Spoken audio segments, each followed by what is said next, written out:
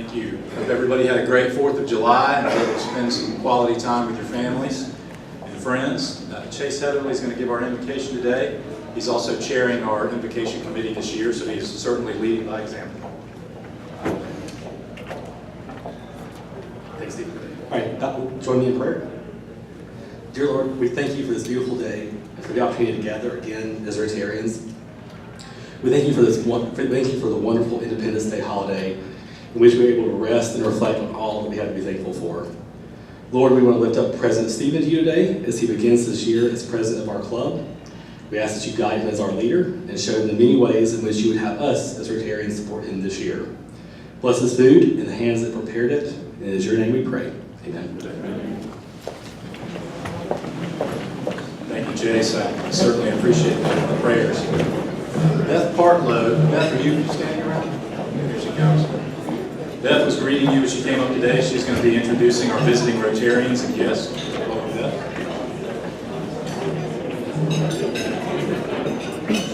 Good morning. Afternoon. Good afternoon. We do not have any visiting Rotarians, but we have a couple of people with guests I saw come in. So if you have a guest, please stand up with your guest. If I can borrow somebody to use this microphone.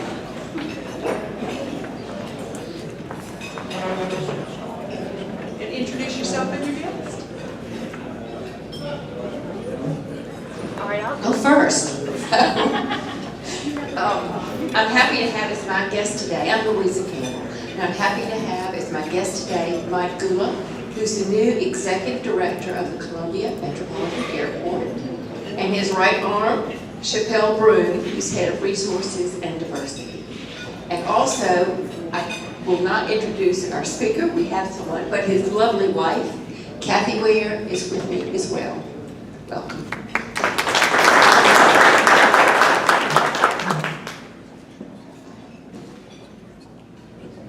Hi there, I'm Andrew Clarkson, and I am very pleased to have with me my beautiful bride, Caroline Clarkson. She's on vacation from her 2nd grade elementary school job. So we hope she gets back to work soon so I can sleep in a little bit later. But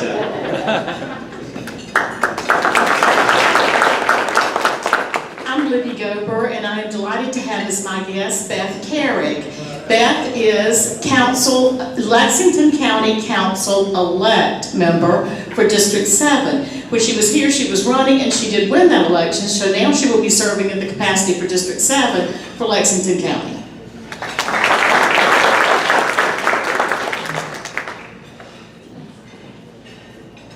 Hi, I'm Jerry Bright. Today I have with me once again Debbie Yoho, who in her quest to keep busy, she is working on her PhD.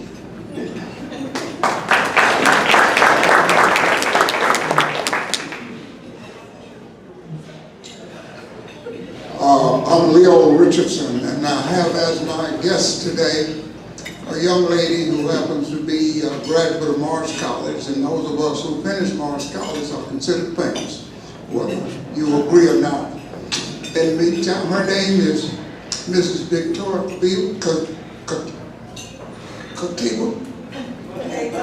Makeba. She is an administrator with the charter school in School District 1. We're delighted to have her with us today.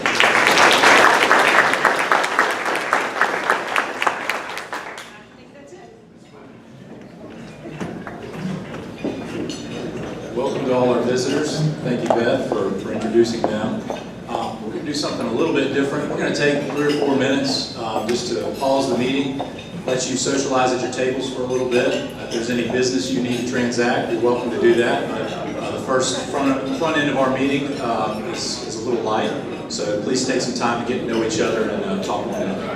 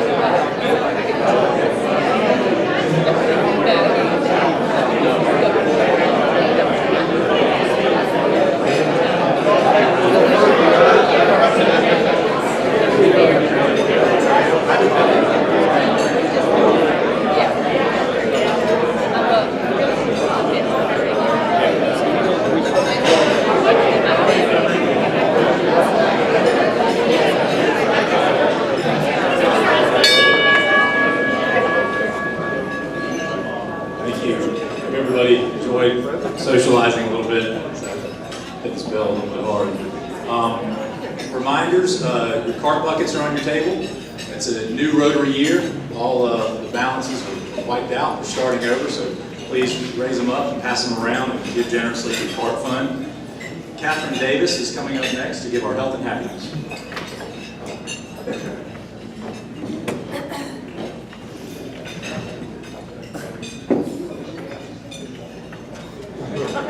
Good afternoon. Last week, well, the last time we met, June, I guess that would have been the 25th, Carrie was so excited about her last meeting that she completely forgot to do health and happiness, which Rusty DePass actually had, and I dare not try to deliver what Rusty was going to deliver. However, it was given to me, and I do want to give you a couple of reminders not to.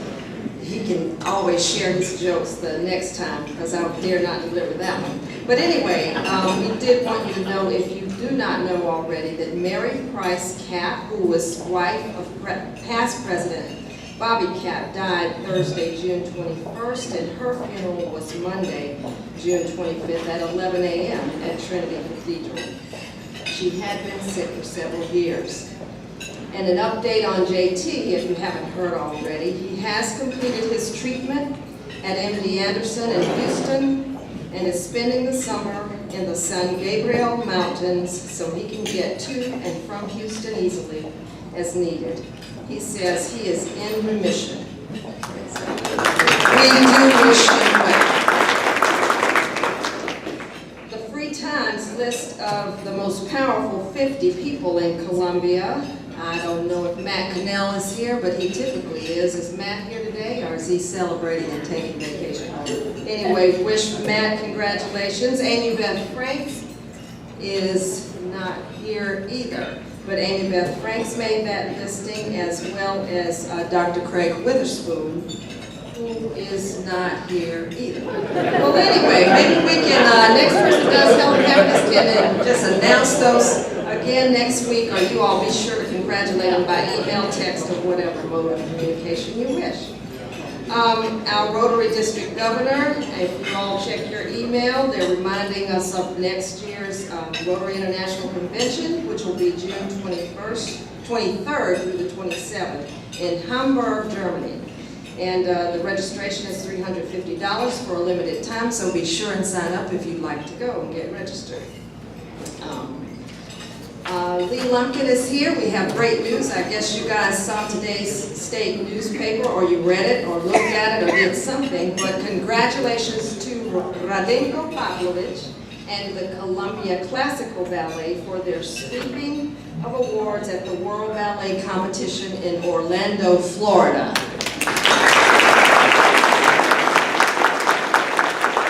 Two of their principal dancers, both gold, Koyo Yaganishima from Japan, and the silver went to Z1 from China. And there's a great article, as I mentioned today, in the state newspaper. By the way, the Columbia Classical Ballet will be here on November the 5th to speak and also to perform for us. So we're really happy about that. Congratulations again. And then I had one little light note for you. However, I'm feeling very heavy. My heart is very heavy right now because I just got word that one of my dear college friends lies on her third bout of cancer, twice with breast, and this time it came back in her liver. And so it's beginning to shut down now, and they're giving her hours, minutes, days. So I apologize. After I finish this presentation today, I will be dashing out to get over to Park Ridge for a visit with her. We've been spending lots of time together in the hospital, but it was such a great day yesterday, and we had such a great prayer together. So with that, I'm just recalling on Philippians chapter 4, verse 11. I'm not saying this because I am in need, for I have learned to be content, whatever the circumstances. And my friend lived that way with her cancer, with 3 bouts of it. And this last one was, I guess, a little more voracious than ever, but that's the way it's described in research. But at any rate, with so many burdens that we're experiencing, the chaos, the sadness, the hurt, the dealing with illness and dealing with ignorance that we're experiencing in the world today, I thought to bring you a lesson in dealing with the burden of stress. So, this glass of water, how much does it weigh? What do you think? Would you think 8 to 10 ounces? What do you think? Well, it really doesn't matter. The absolute weight doesn't matter. It depends on how long I try to hold it up. If I hold it up for a minute, perhaps that's not a problem. But if I try to hold it for an hour, I may have an ache in my right arm. I do lift weights, but if I hold it for a day, you'll probably be calling an ambulance.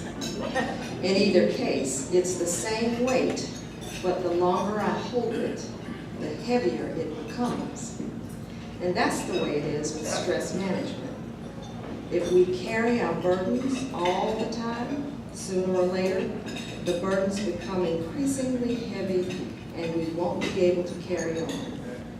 As with this glass of water, if we have to put it down for a while and rest before holding it again, when we're refreshed, we can carry on with any burden.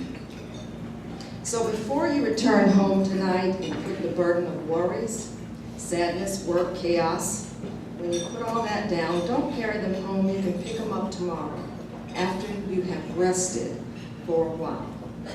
So some great ways of dealing with the burdens of life and stress, except that some days you're the pitcher and some days you're the statue.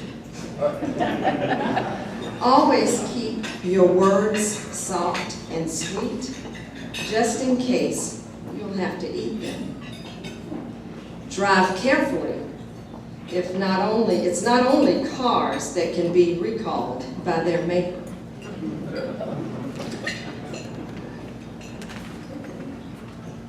If you can't be kind, at least have the decency to be vague.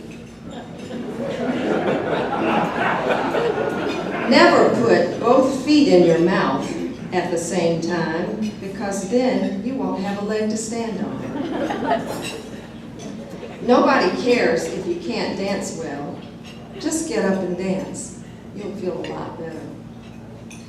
When everything's coming your way, you're in the wrong lane. You may be the only person in the world, but you may also be the world to one person. So finally, we could learn a lot from crayons. Some are sharp, some are pretty, and some are dull. Some have weird names, and all are different colors, but they all have to live in the same box. Have an awesome day, and know that I have thought about you and your situations today, and I hope that you take time and take heed in order to de-stress. Happy Monday, and have a terrific week, everybody.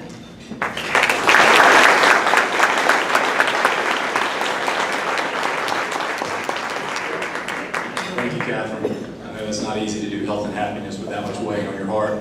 Let's all keep Catherine's college friend in our thoughts and prayers. Thank you. A couple of club announcements for you. If you checked your email when you got back from vacation like I did, but my invoice was in there, so yours should have been in your email account or mailed to you. So club dues are due. Might as well just announce that from the podium and let you know. Another club announcement. If you have joined this club in the last 2 years, we have your email address, and we're going to be sending you an email about an upcoming fireside chat, the first one that we'll be hosting this year.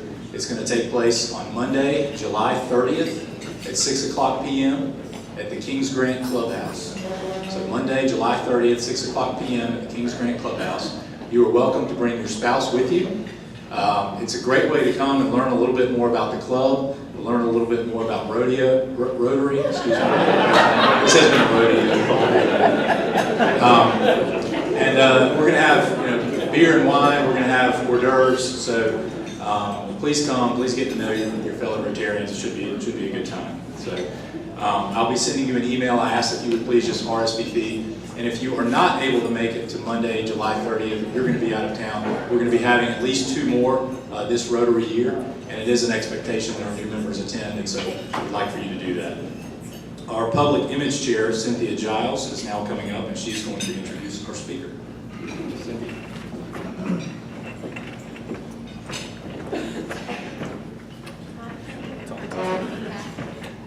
Way too short for this. Hope you guys all are well. I know you've seen a lot of me recently. I just really want to make sure you recognize who I am at all times, so that's why I'm here again. I have the distinct pleasure of introducing our speaker today, a man who has a truly inspiring personal story. Stephen Ware is the CEO of River Edge Retreat, a nonprofit organization right here in the Midlands. This organization serves between 400 and 500 children on a weekly basis during the summer months, and he offers a variety of summer camps that help these underserved children develop a sense of well-being physically, emotionally, academically, and spiritually. Steve is an entrepreneur, an avid fan of the game of basketball, a devout Christian, and most importantly, a family man. He is married to Kathy over there, who is very beautiful, an elementary school teacher, and they have 4 daughters and a son. And the daughters all look like the mom. Ladies and gentlemen, please give a warm welcome to the amazing Steve Ware.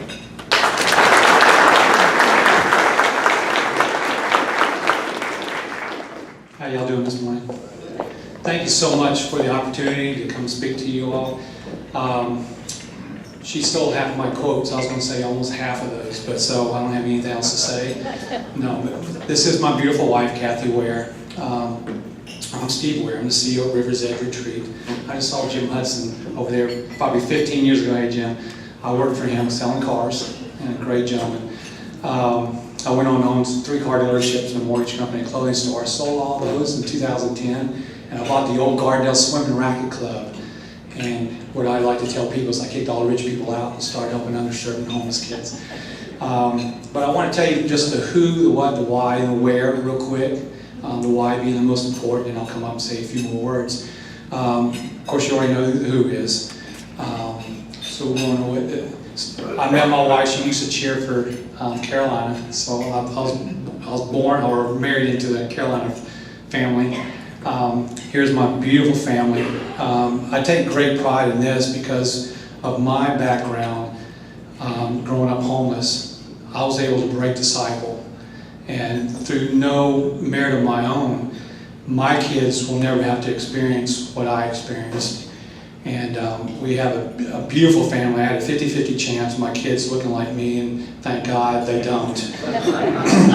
So my three youngest ones, we got nicknames for them now. The Kinley, the 7-year-old one on the left, as you look at it, the youngest one. The youngest of the last 3. She's a smart one, so we call her Tinkerbell, and she's just floating all over the place and does everything right. And then disappeared. The second one, Preston, he is all over the place, just jumping. We call him Monkey because he's always doing something he shouldn't be doing, but he's got a great heart. But he's jumping, leaping, climbing, whatever else, right, Mommy? And then the third one is the most interesting one. She's called the Beast, because she will take you on at any time. So Kinley, we're going to have her on an academic scholarship. She knows about 50 verses by heart already. I spend an hour with him every night, reading and praying with him. And then the second one, he's going to get the athletic scholarship. And the third one, the Beast, she's just going to go into the scholarship program and say, you're going to give me one. That's just the way it's going to happen. She's used to getting her way. So, but anyway, where we are is 1019 Garden Valley Lanes, the old Gardendale Swim and Racket Club. Some of y'all might know that. And then that's at 1019 Garden Valley Lane. You got the slide? Yeah. Next slide. And then the why is probably the most important thing, because people ask me all the time, well, why'd you get out of the business world? I don't get paid as a CEO, and because I get paid by our Father and that's so rewarding in life. But we have a camp there that started with 10 kids a week back in 2012. And last summer and this summer, we averaged between 300 and 500 kids a week coming through there that are take advantage of some of our programs. So we have some great sponsors: Blue Cross Blue Shield, Wells Fargo, SCANA, just incredible, Maris Bank, with some great sponsorships that back us up. And so, but the most important thing is the why behind what we do. And Fisher Films found out what I was doing and heard me. I go around speaking, and they heard me speak and said, "We want to do a story, just one of your stories, just pull aside why you're doing what you do." So I told them, okay, they came and filmed it on a local farm, and I'd like you to watch that, please. It's the why behind what we do, and then I'll come back up and say a few more words. Thank you.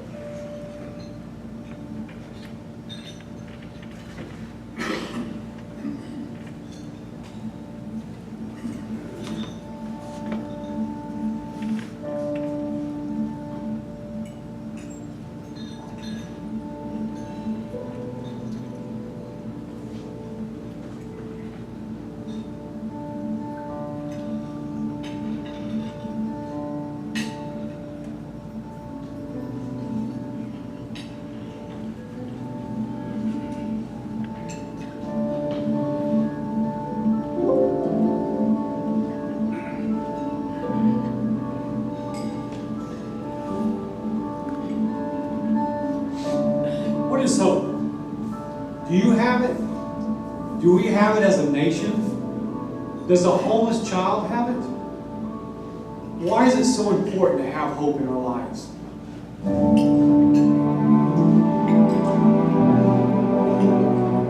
I grew up in over 30 different homes. Juvenile homes, delinquent homes, boys' homes, girls' homes. That's a whole story in itself. I had very little hope. I stayed in one place 3 years. That was the longest I ever stayed in one place. They kicked me out twice. I ran away 3 times, but they kept taking me back. When you don't have a mother or a father, a brother or sister, you become attached to the boys that are in that home. They become your family. I connected with one boy in that family. His name was Mark Stafford. Mark was older. I was 11. He was 14. Just a good-looking, athletic. The women went crazy over Mark. Teachers loved him. I remember many times he would stand by my side when I cried on Visitor's Day, and nobody would come see me.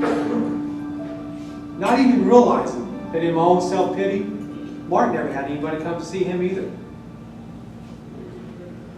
He lived in a big boy's cottage. I lived in a small boy's cottage.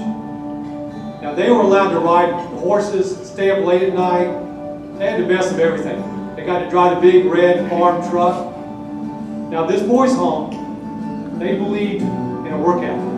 And out of mine was a devil's workshop.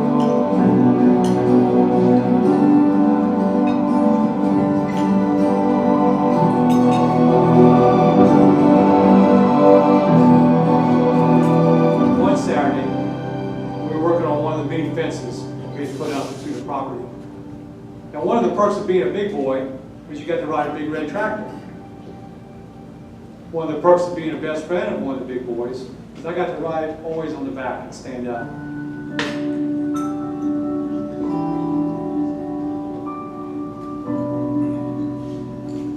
Well, we got to the fence that day, and Mark had asked me to step off with the other boys, pull the barbed wire from the fence.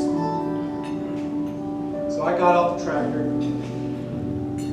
and I hadn't been off maybe 15 seconds. And all I remember is hearing the rev of the engine of the tractor, which sounded really funny. And so immediately I turned around, and I saw the belly of the tractor up in the air, and the tire still turning. And I couldn't see Mark, he was behind the tractor. But I immediately ran. I ran to the tractor, and I must have got there at the same time. The tractor started slowly falling to the ground.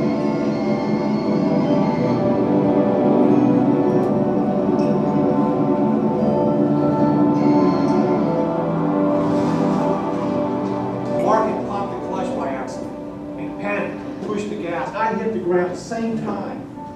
The tractor came down. And it squished my best friend between the ground and the tractor. And in my 11-year-old squeaky voice, all I could say was, "Mark! Mark! Mark!" All I could see was the back of his hair. And by that time, it always started turning crimson red. And then a puddle started.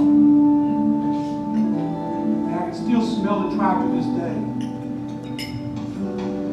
And hear the tires squealing. And here's my brother, my sister, my father, my mother, my everything.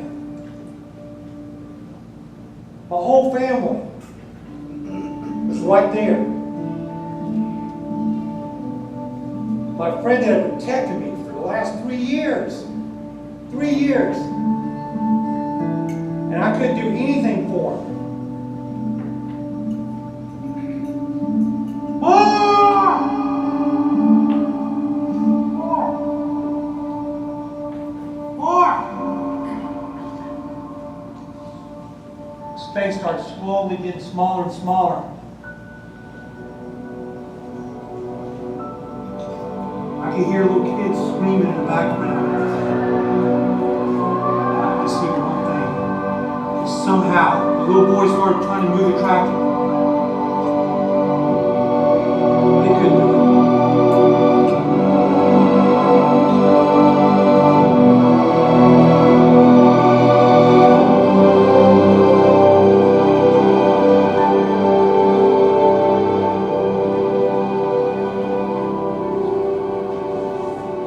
Days later, we had a closed casket.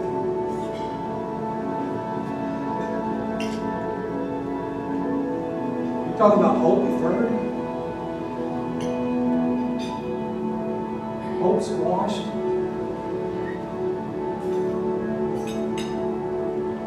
That was my family. That was my protector. I wanted to be like him.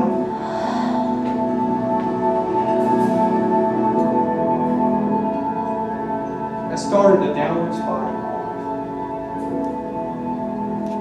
The next 12 months, I went to 14 different homes.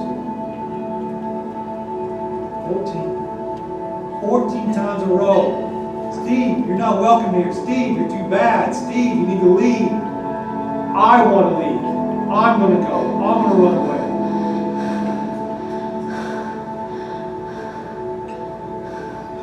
At 12 years old, I stared at my hands.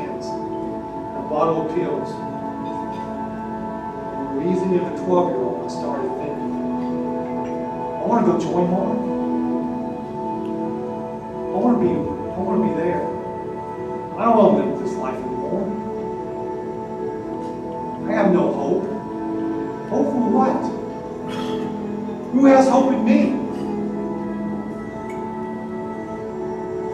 The fear of dying was blessed in the fear of living.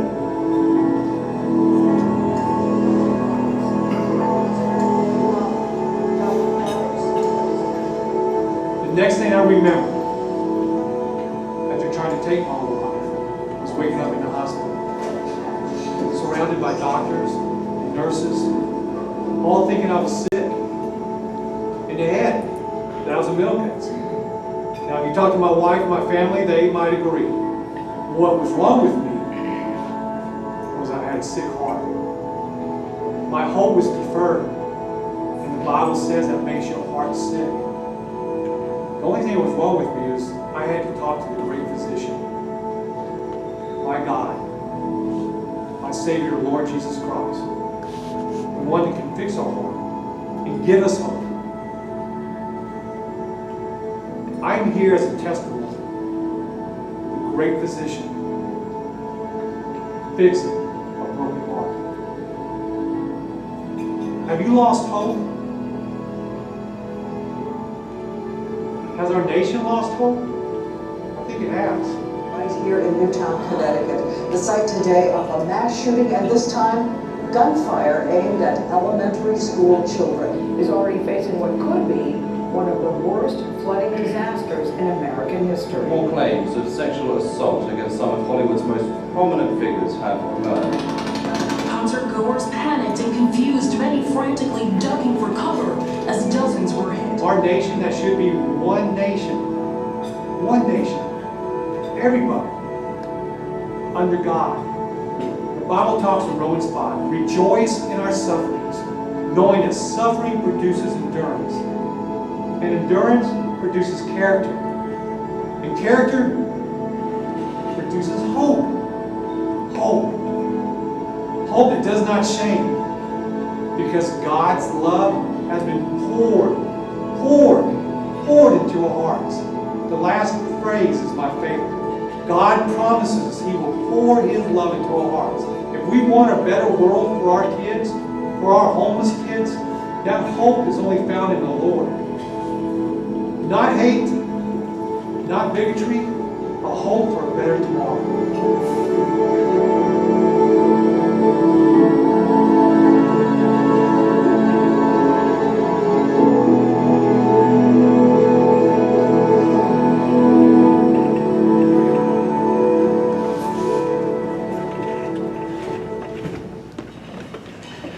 I can never watch that without getting emotionally involved. I don't care how many times I've seen it.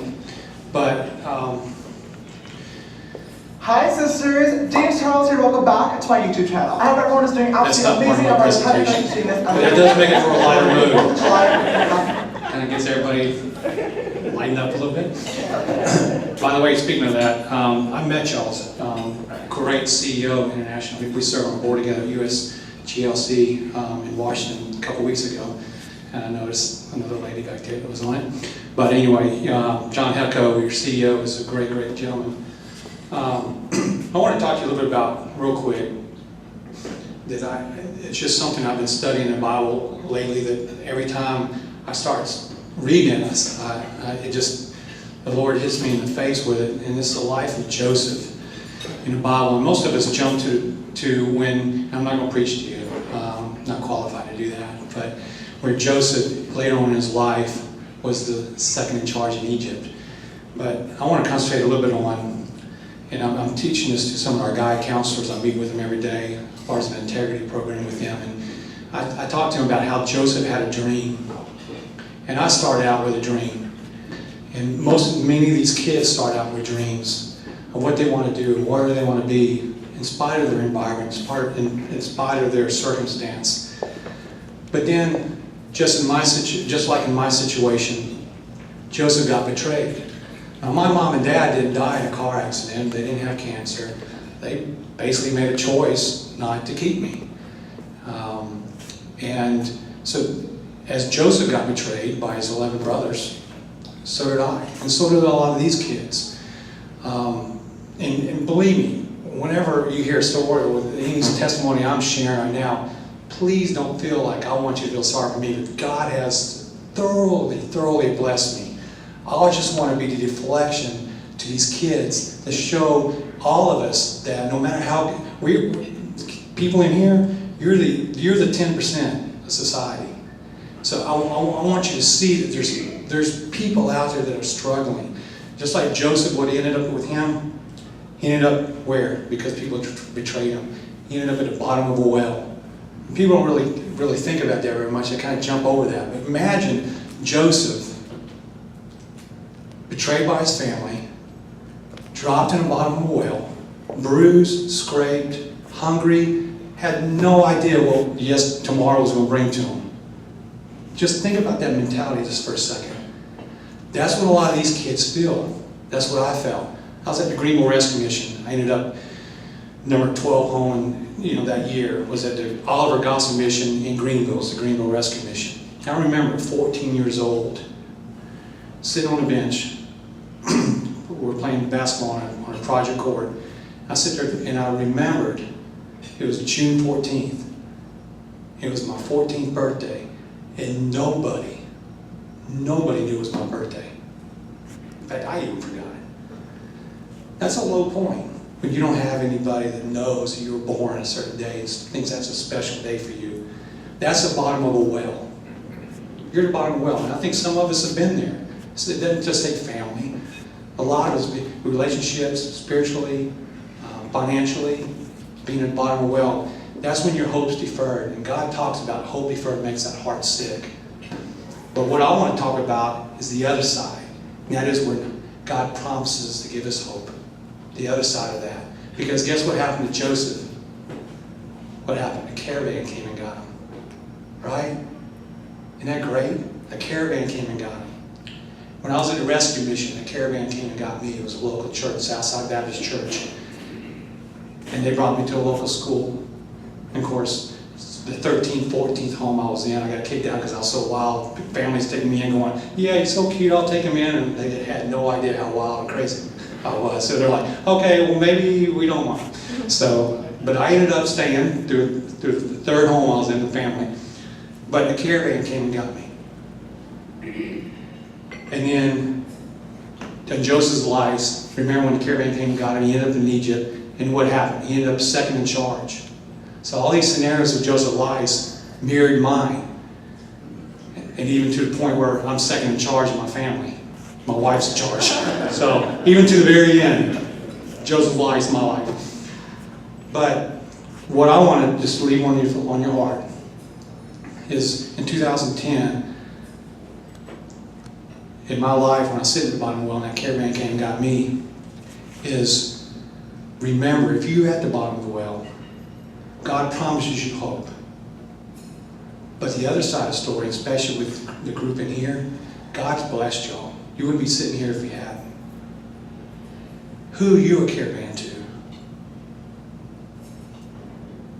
Who am I a caravan to? We can be such a great influence on the kids in this video right now. The kids, a lot of people forget. People don't know their birthdays.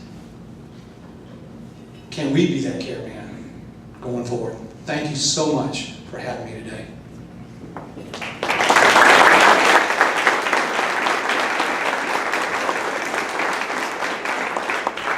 We have a few minutes for questions if anybody wants to ask Steve a question about River's Edge Retreat. Well, so, fantastic presentation. What is it that you need at your camp, and who does your camp serve? Where do all these groups of people come from, and who pays for it? Sure. Corporate sponsors. Great question. The first 3 years I paid for it myself. Lord's blessed me in business, and of course that's relatively speaking, but for me, He's really blessed me. And my wife's my sugar mommy. She's a teacher, so she she makes a lot of money. And but Lexington Richmond 5, we've been partnering with them for 5 years. And so they have a grant, a homeless grant. It doesn't pay a whole lot, but it pays a little bit. But the main thing it does, it identifies what kids we need to be helping. So their social workers will have a list every year for us to go. I meet with the 100 local DSS people every year. So we'll get a list from them. We'll get a list from Lexington Richmond 5. Dr. Hefner, Michael Harris, Jen Felkel out there are great conduits to their kids, to the community, and get them help. So we'll get a lot of kids from there. A lot of kids come from Everett Children's Home, DSS, Palmetto Kids. And then the other ones come from just through phone. I mean, I will not let a kid come through our camp unless I see if they're asking for help. Now we have some full pays, but we narrow it to 25% because we don't want to get into a scenario where we lose our mission. But we do, that 25% is important for two different reasons. Number one, financially, but number two, for me, it's, and most of y'all businessmen, you appreciate this, it keeps us on tap of what we're doing right and wrong, because those parents let us know if we have a good camp or not. It's not the underserved because they're a captive audience. It's the kids that parents are paying. They'll let us know really quick if we have a great camp or not. So I love that feedback from them. Financially, last 2.5, 3 years, I've let the community know through venues like this, through churches. But a lot of my relationships, give you an example, Mike Brennan, I met with him, president of BB&T, 4 years ago. And I was walking in with a big TV, and I was like, feeling really proud and, ready for my presentation, my 5-minute presentation. He sits me down, doesn't even let me turn on the TV, and he goes, "What do you need?" And, Mike's very blunt like that. And I said, "Well, Mike," I said, "we have a great program." I didn't even want to introduce it to the community until I felt like it was a good program. I said, "But what I'd rather do is I'd rather you come out, bring your staff, see what we do, meet our kids, look at our program. Instead of you giving me $1 today, you'll give me $10 tomorrow." And he said, "I love that answer." And for 5 years now, they've been coming out every year. They started with 10 people. Last year, they brought like 60 volunteers, their whole staff, brought their executive staff the first year. So they've been sponsors ever since. So we build relationships. Can we do without the money? Maybe. We just tighten the budget a little bit, but we can't do without the relationships. And usually when you have the relationships, the money comes. God's going to provide that. Tell me about your counselors. How do you recruit and what are their qualifications? Yes, great question. Our counselors all have to be college age. I wish I could make them where they have to graduate from college. It wouldn't be practical because these kids, my wife being a teacher, she always comes home and she goes, "And this kid right here, and this kid right here, it's just a challenge." And by the end of the year, guess what? 2 kids are her pets. And she loves those 2 challenges. So that's all our kids. Qualifications, most of them, we underpay all our staff. We pay $200 a week, and they work about 50 hours a week. And the reason why we do that, we want to be mission first, pay second. Is there a practical side of life? Yes, they have to get paid. But is it harder to recruit kids like that? Yes. But once you have them, they're there for the right reasons. And so we have a great, incredible staff. Most of them are preachers' kids, or they go to CIU. We get Clemson and Carolina every now and then, but most of them are mission oriented. Not all of them, but most of them. But it's a great kid. If we try to pay minimum wage 1 year and pay the market rate, and we had a line outside the door, but we had the worst staff we ever had because they watch the clock. They weren't there for the right reasons, so it's worked out for us. But if you hit a wall about 4 or 5 weeks, they're like, "I don't know about this mission stuff." These kids are tough, but they'll hold on your legs and they'll cry and they will not want to go home or where they call home. It's not home. We wouldn't call it home, but where they call it home.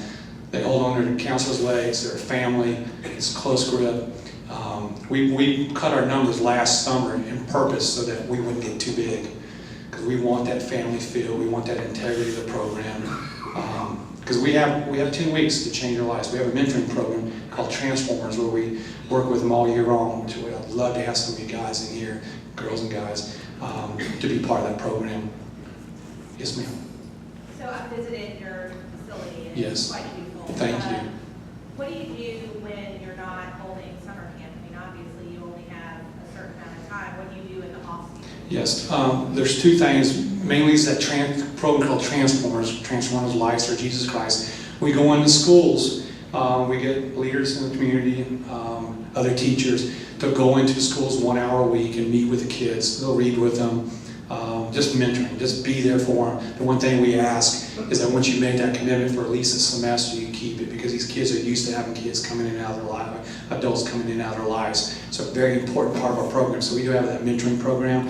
The other part is we have a rental facility. So we rent a facility. You see the pictures up here. We have a beautiful facility. We put a lot of money, personal money into it to make sure. What I didn't want is to open a facility that these kids feel like it's any other, nothing wrong with a government program, but sometimes they're subpar to a certain degree. I don't want to step on anybody's feet, but I wanted them to have the same kind of program that a white-collar people's kids could go to.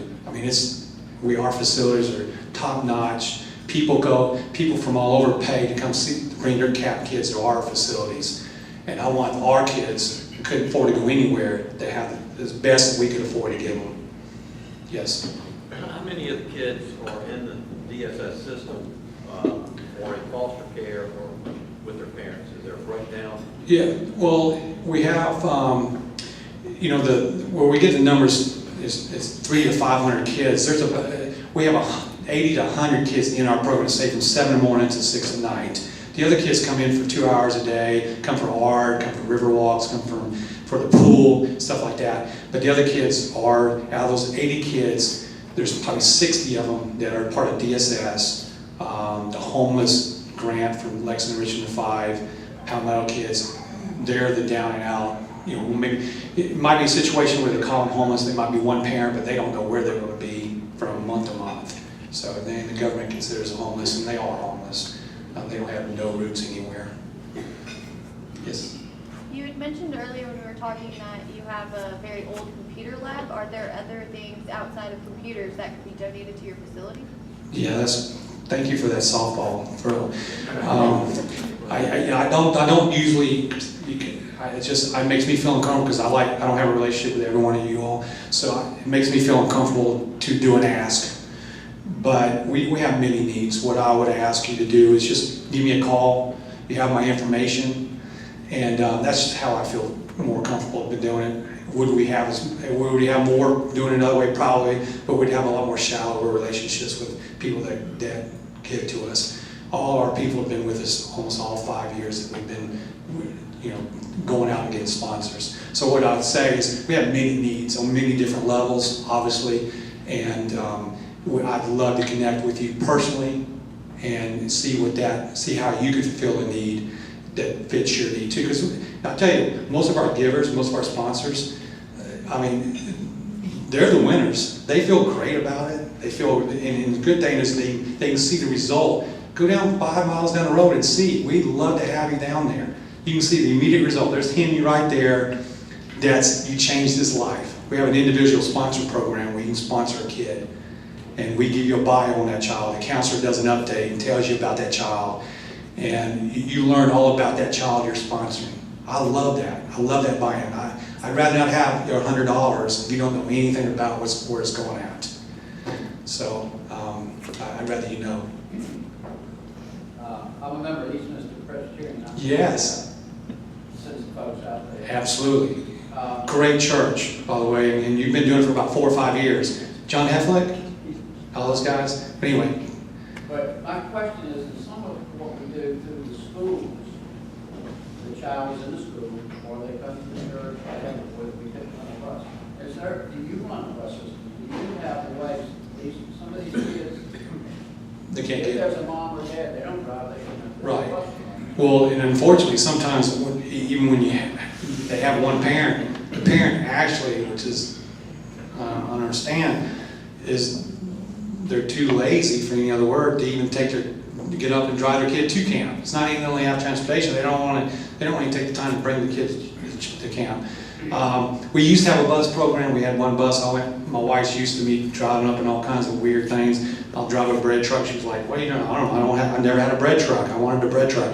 So I drove up in a 68-passenger yellow bus one day. And she's like, "Okay, what are you doing now?" I said, "Well, I want to start a bus program." It's not practical for us to do that. Insurance, CDL driver, buying the kids. People don't think about that. I didn't think about it. I'm like, I'm going to go get a bus. Tried it. Well, dropping the kids off, you can't drop a kid off if there's no adult supervision. And so our drivers will be sitting there 45 minutes to an hour with 20 kids on the bus trying to drop off one family of 3 or 4, and there's nobody to drop them off to. So we try to get sponsors to bring the kids, or we try to find somebody before we commit our money to get that kid. Unfortunately, one of those decisions is, can you get to our camp? And we had 20 campers didn't show up this summer. We had 20 scholarships awarded, and they didn't even show up. So it's just a nature. Some of them, they're here one week, and they're somewhere else another week because DSS called. So that's just the nature. But what I tell them all the time is, all I can do is throw out a lifeline. If you're drowning, you have to grab it. I can't go underwater and grab it for you. You have to grab it. So, and I tell the parent or the guardian, whoever that is, here's your lifeline. And I tell the kids all the time, I put them on, I'm not nice sometimes, I put them on the money. I was speaking to 15, we got a couple of young future leaders, YFLs, told them this morning, and a couple of kids talking in the background. I'm like, listen dudes, if you don't want to listen, you can go in the other room, I'm throwing you a lifeline, you can listen to my advice, unite, but you're not going to mess up for the other 13 kids. So I put them on the spot. So you have to sometimes. So it's not an overnight camp or a week-long camp? It is a week long, but not overnight. We have 7 cabins. That's a whole story itself. Yeah, I'll tell you some other time. We run into Lexington County. They want us to put them 8 feet in the air. It costs more to put them up in the air than it does. I built 7 cabins. I'm the type of person, I'll buy a car, I paint it, put new tires on it, and hadn't even cranked it yet. That's sometimes I get ahead of myself. So I deal with the cabins. I put the cabins up. They look great. Then I'm like, okay, the county told me I have to put them 8 feet in the air. It was right. We built them right during the flood. So Nelson Mullins provides all our legal advice free. Went down and seen them. There's nothing we can do. So we're just trying to raise the money to get them up in the air, which provide, we have sprinkler systems in them now. It's crazy. And during the flood, they didn't even get wet. That's the funny thing. So I don't understand, but it's a blanket. Everybody has to do it. If you're, we're in the flood zone. There's a new council member here that can probably fix that.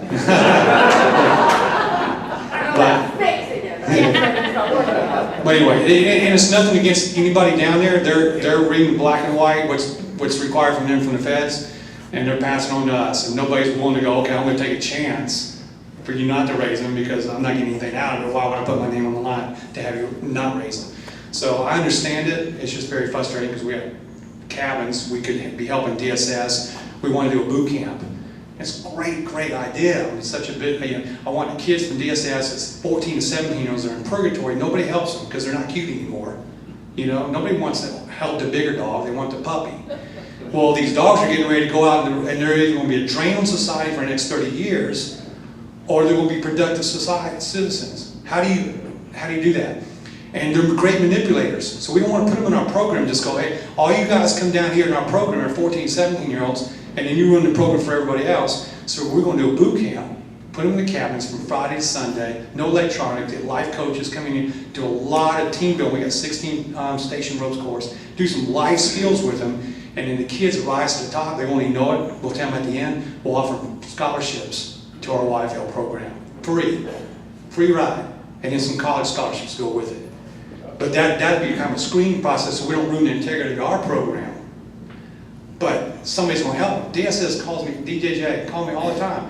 Can you help our kids? Well, I need help to help them.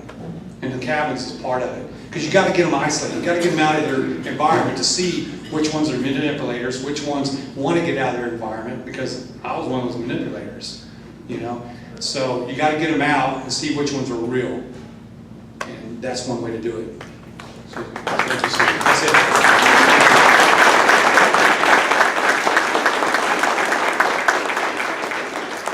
Steve, thank you very much. Your story is an inspiration, and we appreciate you coming today.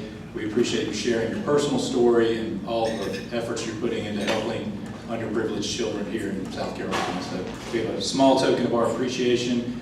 It includes the Rotary 4-way test on it, which I think would be something useful to share with your children as well. So thank you very much.